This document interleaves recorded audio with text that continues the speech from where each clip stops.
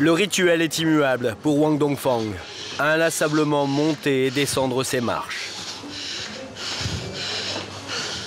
Qu'est-ce que tu fais là? Je fais du sport en montant les escaliers. Et pourquoi tu es venu ici? J'étais tellement gros, je ne pouvais plus aller à l'école, ni même travailler. Et là, c'est fatigant? Évidemment que c'est fatigant. Wang Dongfang, 22 ans, pèse 160 kilos.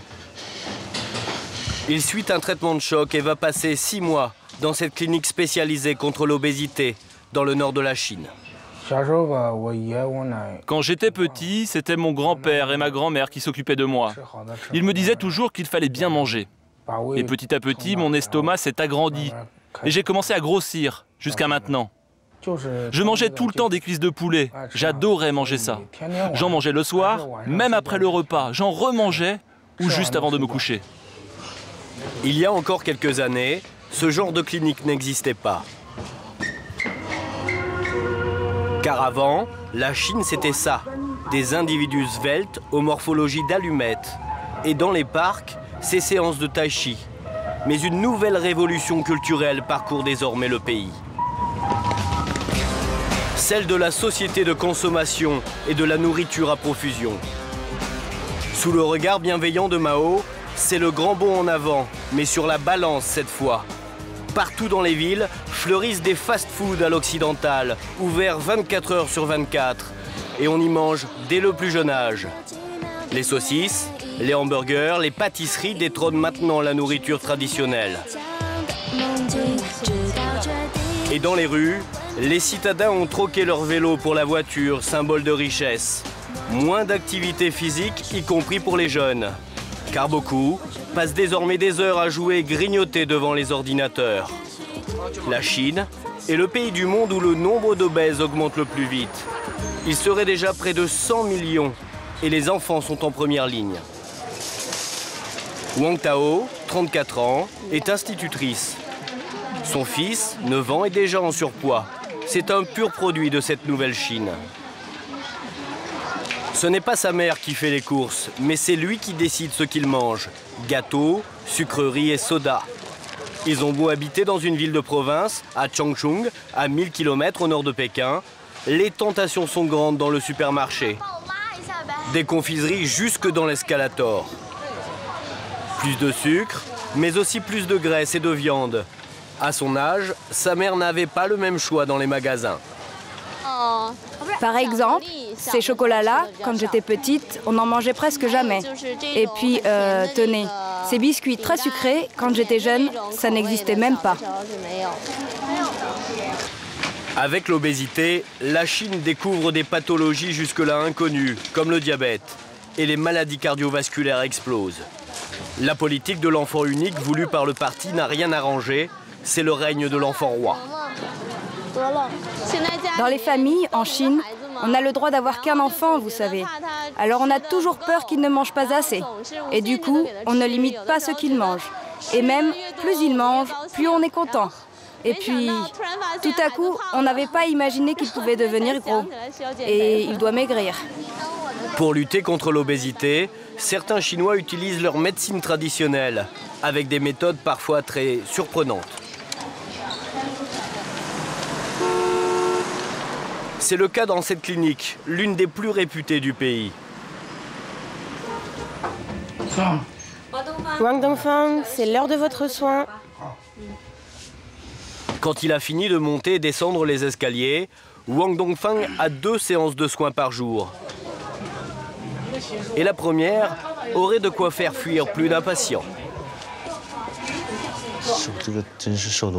Tu as vraiment beaucoup maigri, hein? T'as perdu combien? 7 kilos? 8 kilos. 8? Ah bah c'est beaucoup mieux que ce qu'on avait espéré. Tu te sens comment? Ça va un peu mieux. Et tes jambes, t'as encore mal? J'ai du mal à bouger. Là, on prépare le traitement. On installe, et puis ensuite on va l'allumer. Vous allez mettre le feu? Oui, c'est une technique traditionnelle avec du feu.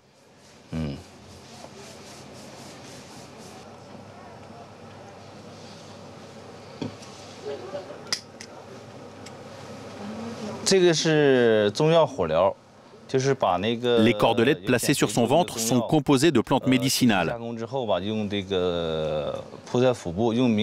Et grâce au feu, les éléments actifs pénètrent sous la peau. C'est une technique inventée à partir de la médecine traditionnelle pour permettre d'accélérer l'amaigrissement. Et ça fait mal quand ça brûle? C'est un peu chaud. Des techniques d'un autre âge qui ont fait la réputation de l'établissement.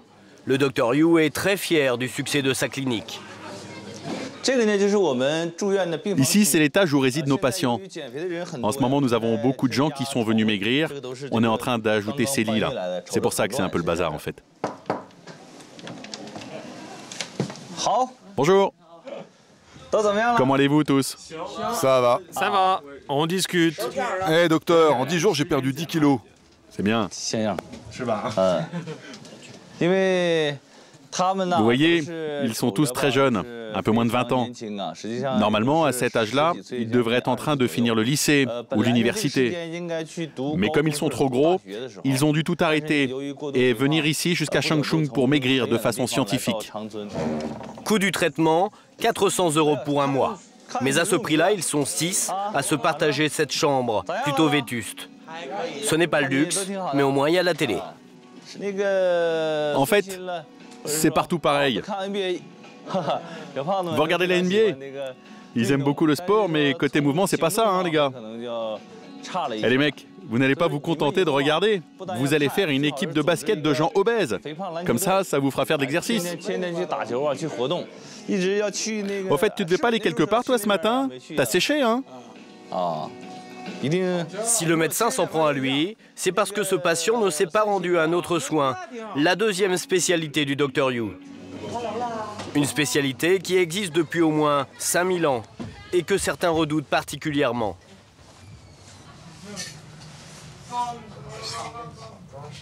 L'acupuncture. Et pour transpercer la couche de graisse, les aiguilles font 8 cm de long.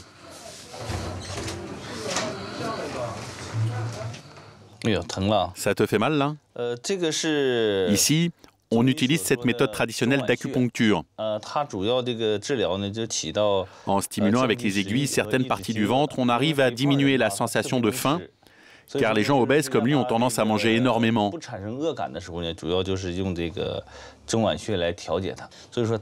Ces deux points-là, par exemple, sont particulièrement importants pour maigrir. Et puis ces deux-là ont un impact sur le fonctionnement du grand intestin, donc sur le transit. On peut accélérer le métabolisme et favoriser l'amaigrissement. En Chine, l'obésité est plus inquiétante que dans n'importe quel pays du monde. Les changements alimentaires se sont faits en seulement 15 ans et les corps n'ont pas eu le temps de s'adapter. Chaque année, 3000 patients viennent donc maigrir dans la clinique de Changchun. La meilleure publicité du Dr Yu, ce sont ses résultats. Regarde, c'est moi. La mascotte de la clinique, c'est lui, Chu Lei, 19 ans, un ancien patient qui fait le tour des chambres pour encourager les obèses. Qu'est-ce que vous faites là? Là, on regarde un DVD à l'époque où j'étais gros.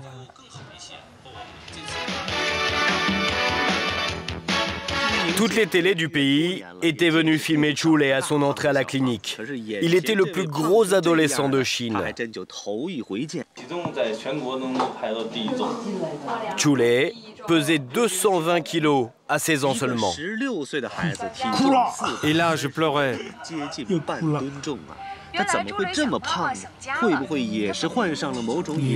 Et tu pesais combien à cette époque-là? 217 kilos. 217? Oui, et toi, tu pèses combien? Moi là, je pèse 157 kilos. Le poster de Chu Lei trône maintenant sur tous les murs de la clinique, comme un exemple pour tous ceux qui souffrent dans l'escalier. Car 3 ans après son arrivée, Chu Lei a perdu 100 kilos et a retrouvé une vie quasi normale. Il travaille à la clinique, mais ne veut pas repartir vivre dans sa famille, de peur de regrossir. Pour l'instant, je suis toujours en phase de stabilisation à l'hôpital. Si j'étais chez moi, je risquerais de remanger. En Chine, les problèmes de surpoids sont désormais tellement importants que c'est devenu un marché qui attire de nombreux hommes d'affaires. À 2 heures d'avion de là, Pékin. À 2 pas du stade olympique, 8 mois après les Jeux, on célèbre encore les corps bien faits.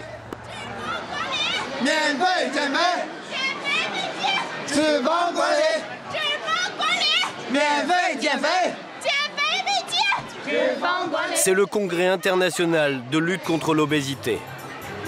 Des pilules multicolores en tout genre, des traitements issus de la médecine traditionnelle chinoise, des machines électriques et clignotantes pour stimuler les abdominaux.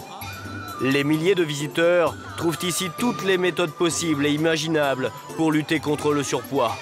Et au détour d'une allée, il y a même, paraît-il, le produit miracle. C'est un produit que j'ai inventé moi-même, à base de bambou. Notre record, avec une seule boîte, quelqu'un a perdu 12 kilos. Du bambou et même le café qui fait maigrir. Le nom de notre produit, c'est le café qui répare le corps. Et ça fait vraiment maigrir, hein. On le vend depuis 5 ans. Ici, il y a 10 millions de personnes qui en boivent. L'imagination des exposants est parfois à la limite du bon goût. C'est un traitement pour maigrir par le vagin. Notre produit contient une mousse avec une enzyme qui permet de faire perdre le surpoids causé par un dérèglement des sécrétions hormonales chez la femme. Et ça lutte aussi contre les boutons sur le visage. Si toutes ces méthodes se développent, c'est aussi parce que certains Chinois sont prêts à dépenser beaucoup d'argent pour maigrir. Dans la banlieue de Pékin, pour Linlin, c'est un grand jour. Elle a traversé le pays avec sa mère et sa grand-tante. Elle vient passer 1 mois et demi dans un centre spécialisé, une sorte de camp pour maigrir. Son objectif, perdre 20 kilos. La famille de Linlin appartient à la classe moyenne. Le séjour est facturé 2 000 €. Cela représente 1 an de salaire pour un ouvrier chinois. Ce sont les parents de Linlin qui paient. Alors, sa mère est exigeante et la visite commence mal. Attendez un peu, je vais appeler et ça va être réparé tout de suite. Mais regardez-moi ça! Le papier peint, vous pourriez au moins le changer. Finalement, la jeune fille aura droit à une autre chambre, la plus belle du bâtiment. Linlin a 22 ans et vient de finir ses études de commerce international. Elle veut devenir plus jolie. Elle me dit souvent « Maman, je veux trouver un mari et du travail. » Et si tu trouvais un petit ami un peu comme toi? Un petit ami gros comme moi? Non, je ne veux pas, certainement pas. Et pourquoi? Parce que je n'aime pas ça. Je déteste la graisse, alors trouver quelqu'un comme moi, ce serait vraiment horrible.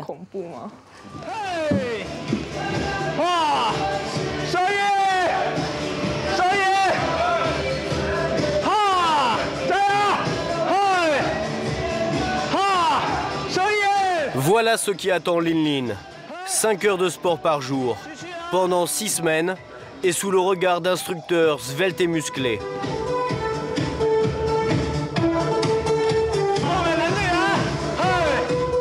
Et pour être sûr qu'elle suive bien le programme, normalement, elle ne devra pas sortir du camp pendant toute la durée du séjour. Ici, pas de méthode ancestrale. Le step a remplacé l'escalier. Les professeurs retaillent les silhouettes à coups d'exercices physiques. Ils sont 6 000 chaque année à venir s'inscrire dans ce camp. Song, lui, avec ses lunettes, 24 ans, est un récidiviste. C'est la 3e fois qu'il vient au camp. Il est arrivé il y a 10 jours et il pèse 164 kilos. J'ai pesé 175 kilos et je suis même monté jusqu'à 176. Tu as donc perdu en 10 jours? J'ai perdu 10, 12 kilos quand même.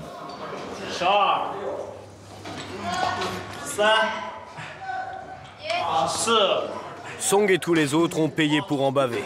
La discipline se veut quasi militaire. Lever tous les matins à 7 heures, atelier obligatoire. Cette jeunesse dorée transpire sur des appareils de sport dernier cri. Mais ce jour-là, Song a un souci avec l'un d'entre eux.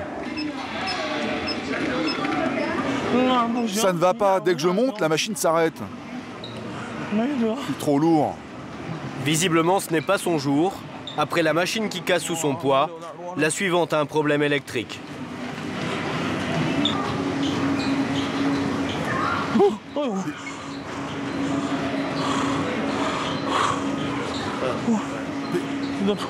Il y a un problème.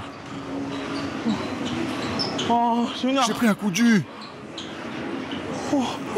La machine, elle m'a envoyé un coup d'électricité, coach. J'ai eu super peur. J'ai pris une décharge. Et pourquoi tu ne cours pas alors? Avec mon poids, il y a trop de pression sur mon corps. C'est trop lourd pour mes jambes. Mais surtout pour mes articulations. Et tu n'as jamais couru? Avant aussi.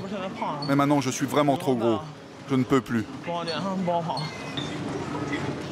Surtout ne pas se fier à l'ambiance centre de fitness et grand hôtel. Song et les autres jeunes gens sont en réalité enfermés. Un effort nécessaire pour sortir de leur situation douloureuse. Vous voyez, ça c'est ma veste. Et regardez la taille. C'est du 6XL. Et ce n'est pas trop dur pour vous deux de ne pas sortir du camp? Le problème, c'est que dehors, il y a un tas de choses à manger partout. Dans les supermarchés, ils vendent de tout. Alors si je sors, je vais être vraiment tenté. Et pour ne pas être tenté à l'heure du repas, les stagiaires sont encadrés pour rejoindre la cantine. On les escorte pour vérifier qu'ils ne mangent pas en cachette quand ils sortent ou qu'il n'y en ait pas qui s'enfuient. Au menu ce jour-là, principalement des légumes et du riz blanc. Mais Song fait la fine bouche. Si tu le pouvais, qu'est-ce que tu aurais envie de manger? Du porc sauce barbecue. Et puis du porc recuit. Et du canard laqué. Et ici, il n'y a rien.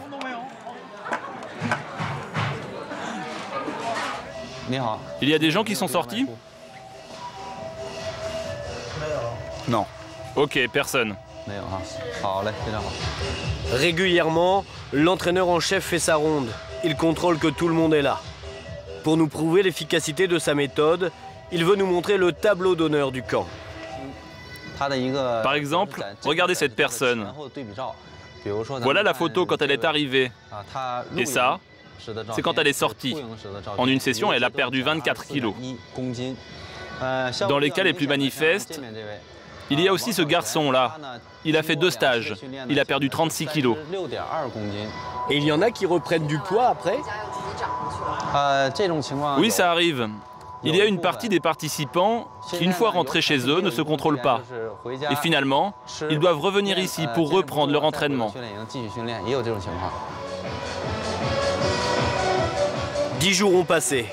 Nous sommes retournés au camp de l'amaigrissement pour mesurer les progrès des élèves. Mais ce matin-là, 2 d'entre eux manquent à l'appel. Hé, aidez-moi à le porter. Song n'a plus vraiment envie de faire ses exercices. Et il n'a quasiment rien perdu en poids.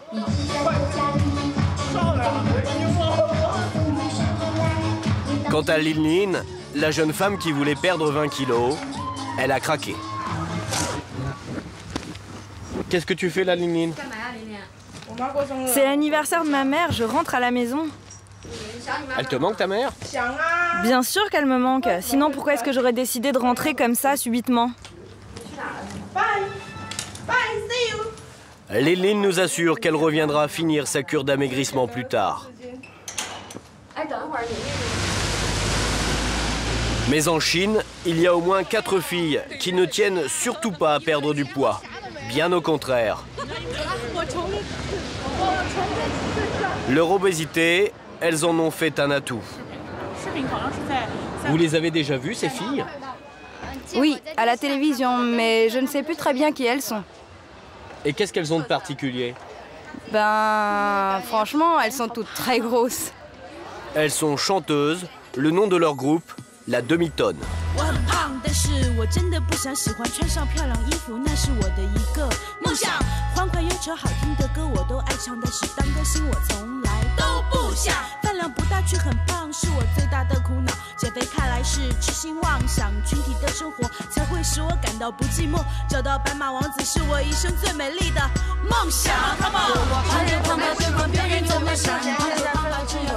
Et dans la rue, il y a des gens qui vous reconnaissent? Bien sûr.